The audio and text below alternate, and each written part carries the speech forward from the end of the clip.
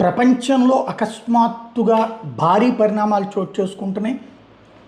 మూడో ప్రపంచ యుద్ధమే అవుతుందా, లేకపోతే దేశాల మధ్యన విధ్వంసమే జరుగుతుందా అన్న అంశాల మీద పార్థసారథి పొట్లూరు గారికి సంబంధించినట్టు నిన్న ఒక కథనం విన్నాం. ఇప్పుడు రెండో కథనం చూద్దాం. America Russia versus Russia China part 2 సంబంధించినటువంటి చూద్దాం. రష్యా చైనా దేశాల వ్యూహాత్మక తప్పిదాలు. ఆపరేషన్ అబ్జల్యూట్ రిజాల్వ్ అనేది America versus Russia.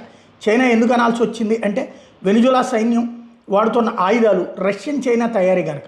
America Venezuela మీద డిసెంబర్ 25న దాడి చేయడానికి ప్లాన్ చేసింది.